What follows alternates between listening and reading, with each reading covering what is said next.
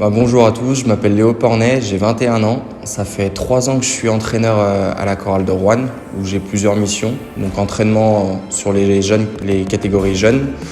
J'ai aussi en charge le basket santé, donc c'est du basket pour des personnes qui ont eu des problèmes de santé. Et je m'occupe également en binôme avec Théophile Defaille des mini-camps pendant les vacances scolaires. Je suis arrivé au club en tant que joueur l'année 2016-2017 quand j'étais en deuxième année U15. Donc je jouais en championnat de France avec la génération 2002. On avait terminé 3e du championnat de France. J'étais un peu déçu parce qu'on aurait pu être champion, mais c'est comme ça. Et puis derrière, j'ai fait 2 années au centre de formation en U17 région. Alors la catégorie U13, c'est une catégorie qui est un peu sur de la découverte.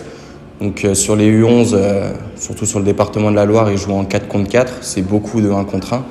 Et dès qu'on passe sur la catégorie U13, c'est un peu plus de jeux collectifs, un peu plus de jeux placés, on va dire. Et on est sur du 5 contre 5.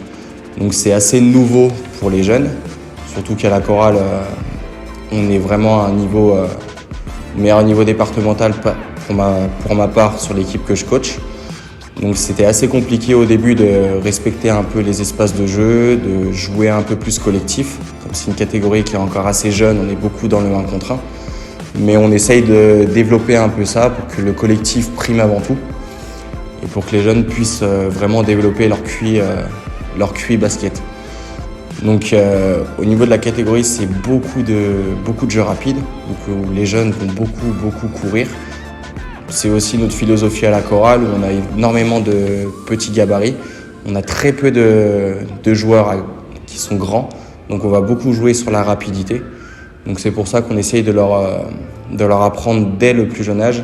On commence déjà en U11 et on le perfectionne en U13, de vraiment respecter tout ça, de jouer rapide, jouer ensemble, être le plus large possible. Et si derrière on n'a pas pu jouer sur du jeu rapide, on est beaucoup sur du passing game qu'on appelle ça, c'est du passé coupé équilibré, où on essaie de leur apprendre un peu les placements à respecter sur le demi-terrain et les enchaînements à avoir pour qu'on puisse avoir un jeu assez fluide et qu'ils puissent jouer collectivement et aussi individuellement sur des petites parties de 1 contre 1. Donc au niveau de cette catégorie-là, ils ont 3 entraînements par semaine, dont un qui est facultatif. Donc c'est le lundi, où on est beaucoup sur du travail individuel, autour du dribble, autour des finitions proches du cercle, autour de la mécanique de tir et du tir en rythme. Donc c'est sur 1h15 où on a beaucoup plus de U13 qui viennent, étant donné que les U15, pour la plupart, sont avec les U17.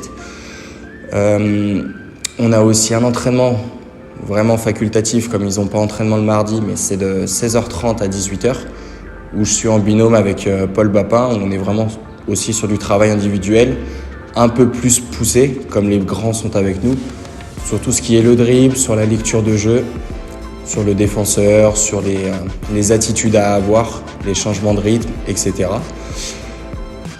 Derrière, ils ont entraînement le mercredi, donc c'est en commun avec les 2 autres équipes U13, donc une qui joue en région, une autre qui joue en départemental 3, où c'est beaucoup de travail collectif, où on est sur les espaces de jeu.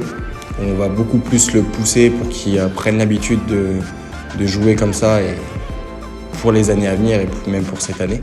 Et voilà, donc on est beaucoup sur du jeu rapide et même sur du jeu demi-terrain où on a beaucoup d'opposition, 3 contre 3, 4 contre 4. Et voire des fois on peut aller sur le 5 contre 5 si l'effectif nous le permet. Derrière, ils ont entraînement le jeudi pour les U13 rouennais et le vendredi pour les U13 Aura et U13 Loire, où on est sur de la préparation de match. Donc on aura une partie qui sera un peu plus sur du préparation de match comme vous dites, donc sur du tir, sur des finitions proches du cercle, etc., sur les échauffements. Et puis derrière, on a 45 grosses minutes où on va être sur du jeu à opposition pour les préparer au mieux possible pour la rencontre du lendemain.